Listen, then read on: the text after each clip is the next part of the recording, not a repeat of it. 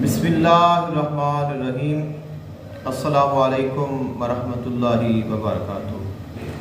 आज की वीडियो हमारी सूरतुल कौसर के हवाले से है। माह ज़ुल्हज शरीफ में सूरतुल कौसर का वजीफ़ा किया और उसमें चंद एक मुशाहिदात और कुछ चीज़ें आपके साथ शेयर करनी है जो कि इंतहाई अहम है और मेरे लिए बहुत ज़्यादा अहम है। यानी अजीब व गरीब कैफियत और चीज़ें हैं जो कि मेरी सोच से बिल्कुल बाला है, लेकिन मेरे साथ ये चंद एक चीज़ें पेश आई तो मैंने कहा इसको शेयर किया जाए, क्योंकि बहुत सारे ऐसे दोस्त हैं, ऐसे मेरे ख़ास हैं जो कि चाहते हैं कि आप हमें बताएं कि आपने सूरतुल कौसर को पढ़ा है तो आपको क्या महसूस हुआ और आपने क्या सुना, क्या देखा, क्या हुआ। तो अब तमाम तर को इकट्ठा जवाब देना थोड़ा मुश्किल हो जाता है, तो इसलिए अक्सर व बेशतर मैं फिर एक मुख्तसर वीडियो बनाता हूँ और उसमें फिर मैं वो चीज़ें ज़िक्र कर देता हूँ। मकसद सिर्फ ये होता है कि उनको जो कि मेरे पास बात मैं बताना चाहता हूँ, जो कि वो पूछना चाहते हैं, वो बताई जाए। और उसके साथ बहुत सारे और लोग भी होते हैं जो कि इस चीज़ में हमारे साथ शामिल हो जाते हैं, उनकी मोहब्बत शामिल हो जाती है और उनकी दुआएं शामिल हो जाती हैं। सूरतुल कौसर के हवाले से आपको बहुत सारी वीडियोस मिलेंगी, बहुत सारी किताबें मिलेंगी और बहुत मालूमात हैं। अल्हम्दुलिल्लाह सूरतुल कौसर बहुत बड़ी फजीलत और कमालात वाली सूरत है। जो बंदा इसको पढ़ता है फिर उसे ही पता चलता है कि अल्लाह ताला ने इस सूरत में क्या क्या कमालात रखे हैं। सूरतुल कौसर के हवाले से सूफ़ी तारिक अहमद शाह आरिफ कराची वाले उन्होंने बहुत तफसील के साथ बात की है और मेरा ख़्याल है कि जितनी उन्होंने सूरतुल कौसर पर बात की है और इसके मुतल्लिक़ बताया है इतना कोई और बयान नहीं कर सकता। और उन्होंने जो कुछ बयान किया है यकीनन वो सारा हक़ायक़ पर मबनी है और वो लोग जो इसकी रियासत करते हैं या करना चाहते हैं, जो इसको पढ़ते हैं, वो जब इसको पढ़ेंगे तो उनको पता चलेगा कि उन्होंने जो कुछ भी फरमाया है वो सारा का सारा उन्होंने हकीकत और सच बताया है। इंशाअल्लाह कोशिश करूँगा कि उनकी जो ऑडियो है उसको भी अपने अहबाब के साथ मुख्तसर वक्त के लिए शेयर किया जाए। अगर कुछ लोग उसको सुनना चाहें तो वो उसको सुन लें और उसको महफूज करना चाहें तो कर लें। और मैंने बहुत सारे दोस्तों को वो पर्सनली भी भेजा है ताकि वो उसको सुन लें और उनको अंदाज़ा हो जाए कि सूरतुल कौसर क्या क्या कमालात रखती है। सूरतुल कौसर का वजीफ़ा करना इसकी आम इजाज़त भी है, इसकी ख़ास इजाज़त भी है। इसके साथ ये बग़ैर शराइत के भी किया जा सकता है और तमाम तर शराइत के साथ भी इसको किया जाता है। इसमें फुल रियायत भी है और फुल पाबंदी भी है। जैसे जैसे इंसान तकवा, परहेज़गारी, रियासत में जाना चाहे और इससे कमालात हासिल करना चाहे उसके लिए सख्ती पाबंदी बढ़ती जाती है। और जिस इंसान के लिए कोई परेशानी हो, कोई मुसीबत हो या उसकी कोई मसरूफ़ियत हो या उसके लिए मुश्किल हो तो उसके लिए फिर इसमें ज़्यादा से ज़्यादा हद तक रियायत की जाती है। मकसद ये होता है कि अगर आप कुछ भी नहीं कर सकते हैं तो आप इसको कम अज़ कम पढ़ें लाज़मी, क्योंकि इसका सिर्फ पढ़ना ही इंसान के लिए बहुत ज़्यादा कमालात और शरफ़ का बायस बन जाता है। सूरतुल कौसर को मैंने पिछले साल भी पढ़ा था और काफ़ी सालों से मैं इसको पढ़ रहा हूँ और मुझे इसकी इजाज़त बहुत सारी जगहों से हासिल है। बचपन में तो मेरे एक दोस्त थे, हम इकट्ठे रहते थे, उन्होंने कहा कि सूरतुल कौसर को पढ़कर दम किया जाए, जिसके साथ ये हो जाता है, ये हो जाता है। बहरहाल ये तो एक इल्म था, क्योंकि ना मुझे इजाज़त का पता था ना उनको पता था, तो ये हमारा ज़माना तालिब इल्मी का था। यानी कहने का मकसद ये है कि मुझे इस सूरत के बारे में बचपन से ही मालूम है कि ये सूरत बहुत सारे कमालात की हामिल है और इसके साथ चंद एक चीज़ों के लिए दम भी किया जाता है और जो कि करता हूँ तो उसकी बहुत तासीर होती है। उसके बाद एक अरसा मैंने लाहौर में गुजारा, मैंने जामिया से छोड़ा अपनी मर्ज़ी से और कुछ असासा की सख्तियाँ भी होती हैं तो इसकी वजह से फिर मैंने छोड़ दिया और मैं लाहौर में चला गया। اور وہاں کام کرتا رہا، محنت مزدوری کرتا رہا، تو وہاں پہ مجھے ایک حافظ صاحب ملے جو کہ مستری کا کام کرتے تھے، مکان بناتے تھے۔ تو وہ کہتے تھے کہ آپ میرے پاس آئیں، میرے ساتھ رہیں تو میں آپ کو کاریگر بنا دوں گا۔ تو میں ایک مزدور کے طور پہ کام کرتا تھا، تو چونکہ وہ بھی حافظ تھے اور میں بھی حافظ تھا، تو انہوں نے پھر مجھے سورۃ الکوثر کا جو ہے دم دیا۔ انہوں نے مجھ سے عمل نہیں کروایا، انہوں نے کہا کہ میں نے عمل کیا تھا، لہذا میں آپ کو اجازت دیتا ہوں، آپ 3 چیزوں کے لیے آپ دم کریں گے۔ یعنی انہوں نے مجھے 3 دم دیے۔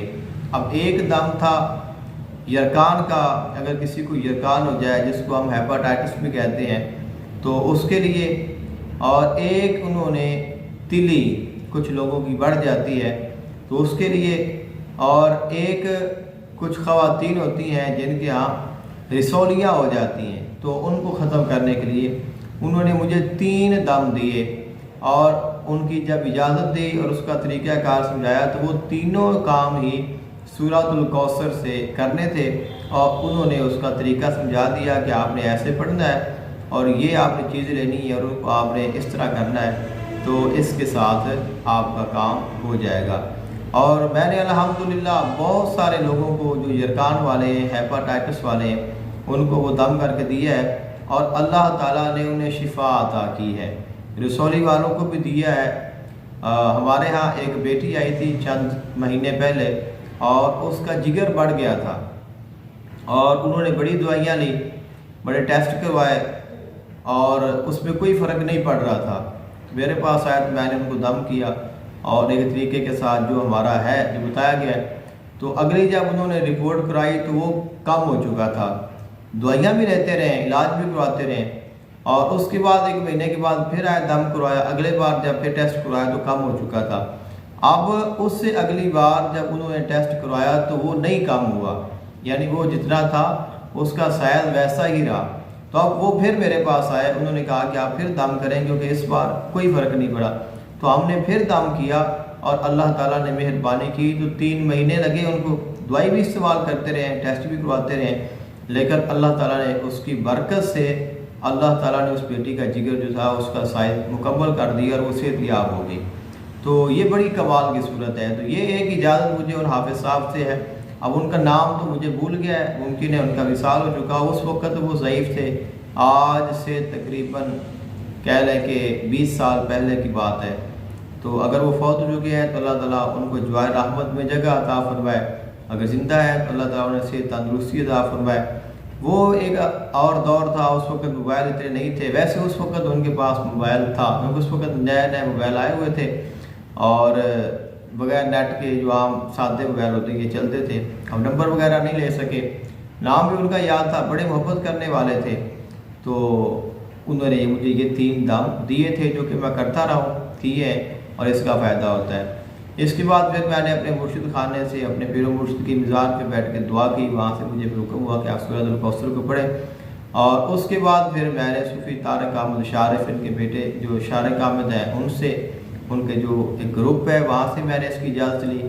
اب جو اجازات ہیں یہ حصول برکت کے لیے لی جاتی ہیں، مجھے تو الحمدللہ پہلے بھی اجازت تھی لیکن میں نے پھر بھی حصول برکت کے لیے اس کی اجازت لی، کیونکہ ہم زیادہ سے زیادہ فیوز و برکات حاصل کرنا چاہتے ہیں۔ ہم یہ نہیں سوچتے کہ یہ کون ہے، ہم یہ سوچتے ہیں اگر اس کے پاس یہ عمل ہے، اس کے پاس یہ کمال ہے تو ہمیں اس سے ضرور فائدہ حاصل کرنا چاہیے۔ بہرحال میں نے پھر اس کو اس سال بھی پڑھا۔ اب اس میں نے کوئی پابندی نہیں کی۔ بہت سارے لوگ ہیں جو شرائط کی پابندی کرتے ہیں، حالانکہ اس کی شرائط یہ ہے کہ ترک حیوانات کریں، روزہ رکھیں، احرام باندھیں، اور یا ایک جگہ پہ ایک وقت میں ایک ہی تعداد میں آپ اس کو پڑھیں، اور اس کے ساتھ آپ تمام تر جو پرہیز ہے جو جلالی اور جمالی ہے وہ کریں، کم از کم جلالی پرہیز لازمی کریں۔ لیکن اس طرف سے میرا ہاتھ بہت ہی تنگ ہے، ایک تو میں نے احرام نہیں باندھا، دوسرا یہ ہے کہ مجھ سے جو پرہیز ہے وہ ہوتا نہیں ہے، اب میں کرتا نہیں ہوں، ہو تو جاتا ہے لیکن میں کرتا نہیں ہوں۔ تو پرہیز بھی میں نے کچھ جو جلالی اور جمالی ہوتا ہے وہ بھی نہیں کیا، اور اس کے ساتھ ایک جگہ پہ بیٹھ کے بھی مجھ سے پڑھائی نہیں ہوئی۔ اور ہاں یہ کہ رات کو میں کوشش کرتا رہا ہوں کہ رات کو مجھ سے عشاء کے بعد جو ہو سکتا تھا پڑھتا تھا، لیکن میں نے اس کو کاؤنٹ نہیں کیا کہ وہ کتنا پڑھا ہے، لہذا اس کو ویسے ہی پڑھ دیا۔ اور اس کے بعد دن کو تو میں اس کو دن میں زیادہ پڑھتا تھا، کیونکہ موسم ہے تو رات کو جو نیند پوری نہیں ہوتی، دن کو سونے کا ٹائم نہیں ہوتا، دیگر کام ہوتے ہیں، اس لیے پھر میں اس کو ساتھ ساتھ پڑھتا تھا۔ اور میں نے اس کو 4300 کا جو ہے اندازہ لگایا، لیکن میں اس کو 5000 پڑھتا تھا، کمی بیشی ہو جائے تو اس میں کوئی پریشانی نہ ہو۔ پھر اس میں کہ 9 دن تک پڑھائی ہو سکتی ہے، آخر دن میں پھر مصروفیت بڑھ جاتی ہے، اور مجھے تو 9ویں دن ہی پڑھنے کا موقع نہیں ملا، کیونکہ اس دن ہی میرے لیے مصروفیات جو ہے وہ پرسنلی بڑھ گئی، تو اس لیے تعداد میری الحمدللہ پوری ہو گئی۔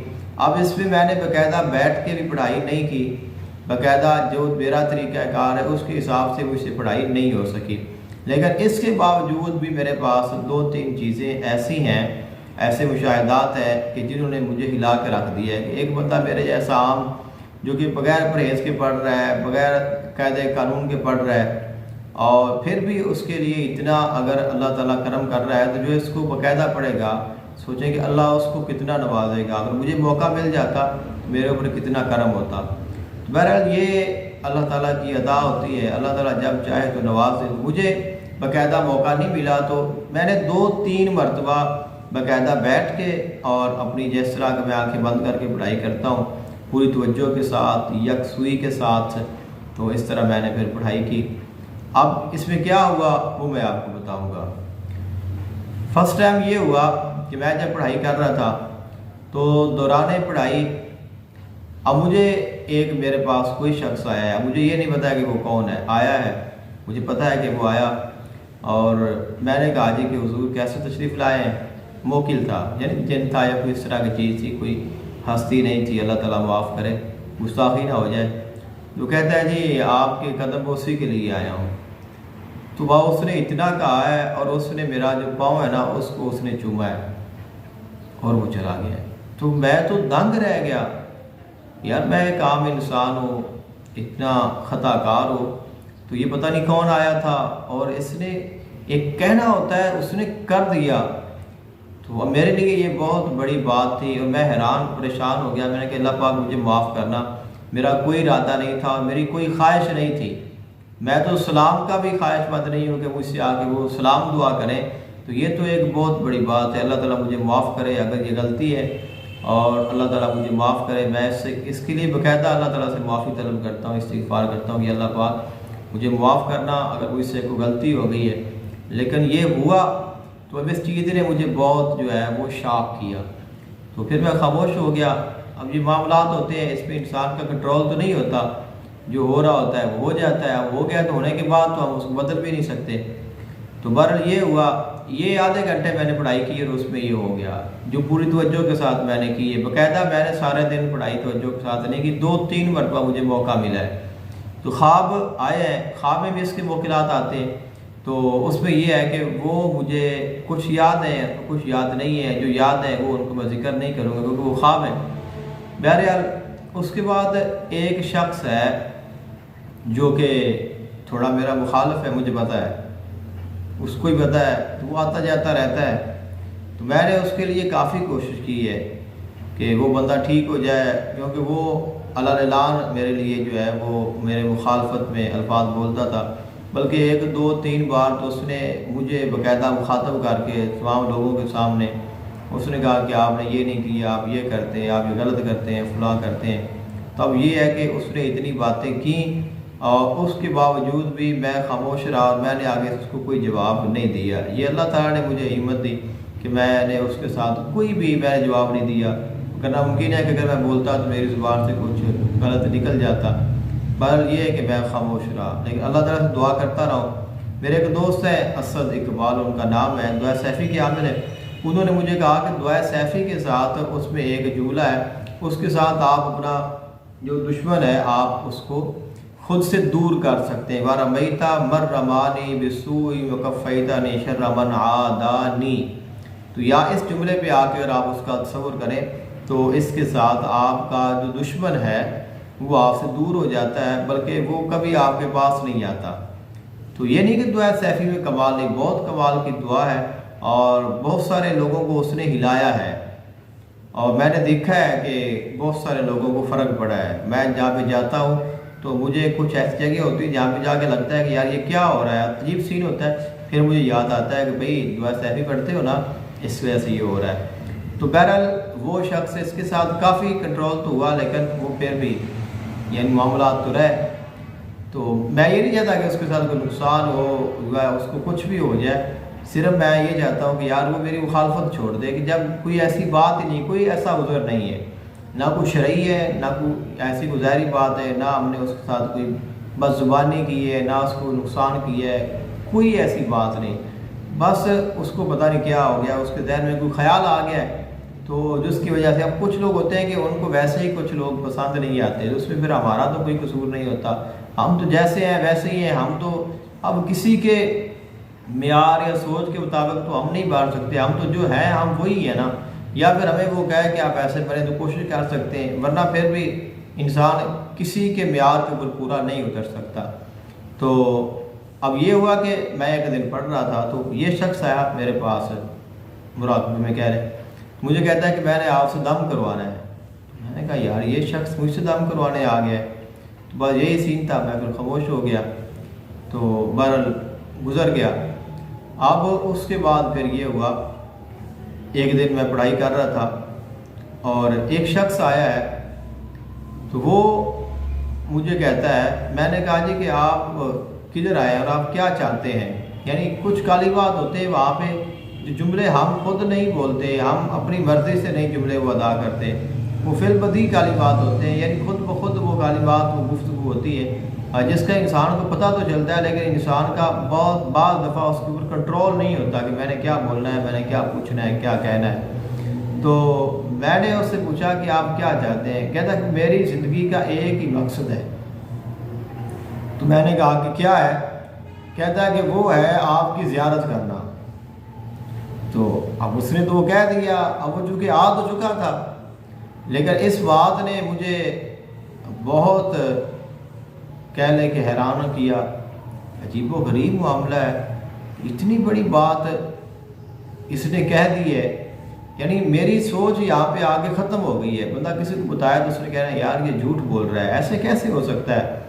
میرے رنگا انسان تو عام جو انسان ہے جس کی کوئی حیثیت ہی نہیں ہے, کوئی ریاضت بھی نہیں ہے, کوئی اتنا نیکی پرہیزگاری تقویٰ بھی نہیں ہے, تو اب اس کے لیے کوئی اگر آگے ایسا جملہ کہے گا تو اس کے لیے تو پھر ایسے ہی ہے کہ جیسے گناہ گار کے لیے جنت کا اعلان ہے کہ گناہ گار ہو, خطا کار ہو, سیاہ کار ہو, اور وہ غفلت میں ڈوبا ہوا ہو اور اس کو جہنم نظر آ رہی ہو اور اس کو پتہ ہو کہ میں جنت نہیں جا سکتا, اور اچانک کوئی ہے اس سے کہے کہ جا جنت تیرے لیے اجازت مل گئی ہے, تو اس کو کتنی خوشی ہوگی. تو ہمارے لیے تو یہ ایسے ہی ہوتا ہے کہ جیسے کہ گناہ گار کے لیے جنت کا اعلان ہو گیا ہے. تو بڑا اس نے متاثر کیا. تو بہرحال یہ بھی گزر گیا. اب اس کے بعد یہ بھی ایک معاملہ ہوا ہے کہ میرے پاس دو شخص آئے ہیں, ایک ضعیف تھا اور ایک جوان تھا. میں نے کہا حضور حکم فرمایا. کہتے ہم نے آپ سے دم کروانا ہے. میں نے کہا ہم سے تو بھئی انسان دم نہیں کرواتے, ویسے اب کہہ رہا ہوں نا. تو آپ کہاں سے آ گئی, یہ میں نے اب کہہ رہا ہوں. اس کو میں نے کچھ نہیں کہا ہے, وہاں پہ ٹائم نہیں ہوتا, اجازت نہیں ہوتی نا بولنے کی. جو اجازت ملتی ہے وہی ہوتی ہے, تو وہاں پہ کوئی اجازت نہیں ملی. تو انہوں نے, میں نے پوچھا کہ حضور کیسے تشریف لائے ہیں. تو کہتے ہیں جی ہم نے آپ سے دم کروانا ہے. اب اس چیز نے بھی مجھے بہت متاثر کیا کہ اللہ تعالیٰ کے راز ہے, اللہ تعالیٰ جانتا ہے, اور اس کو ہی بہتر پتہ ہے کہ وہ کیا چاہتا ہے اور اس کی رضا کیا ہے, اور وہ کس انسان سے کیا کام لینا چاہتا ہے. تو یہ بھی معاملات, ان تین چیزوں نے, یہ تین معاملات میرے ساتھ ہوئے ہیں اور انہوں نے مجھے بہت متاثر کیے ہیں. اب جو وہی شخص جس کا میں نے آپ کو پہلے ذکر کیا ہے کہ وہ ایک بار میرے پاس دم کروانے آیا ہے وظیفہ کے دوران, اور پھر اس نے ایک بار جب آخری ٹائم آیا تو میں بیٹھا تھا اور میں پڑھائی کر رہا تھا. میں دیکھ رہا ہوں کہ میں بیٹھا ہوں, قبلہ رخ بیٹھا ہوں, پڑھائی کر رہا ہوں, اور یہ شخص میری دائیں سائڈ پہ آیا ہے, اور وہاں اس کے جسم کے اوپر کچھ چیزیں لگی ہوئی ہیں, کیسے کہہ لیں کہ کانٹے نما کچھ چیزیں ہیں. تو پورے اس کے جو ہے کمر کے اوپر وہ چیزیں نظر آ رہی ہیں. تو وہ یہ کہہ رہا ہے کہ یار یہ چیزیں نا میرے اوپر ہیں, تو مجھے اس کے ساتھ نا بڑی پریشانی ہو رہی ہے. یعنی تقریباً کہ وہ نظر آ رہی ہے اور وہ اپنی پریشانی کو ظاہر کر رہا ہے. تو اب ہماری مسجد کے ایک مؤذن ہیں, ہمارے بڑے محترم ہیں, تو وہ میرے پیچھے بیٹھے تھے. تھوڑا سا، تو وہ چونکہ حکیم ہیں، ان کا تعلق حکمت کے ساتھ ہے، کام وغیرہ کرتے ہیں، تو وہ اکثر و بیشتر وہ کوئی نہ کوئی بات ہو تو اس میں وہ لقمہ دے دیتے ہیں۔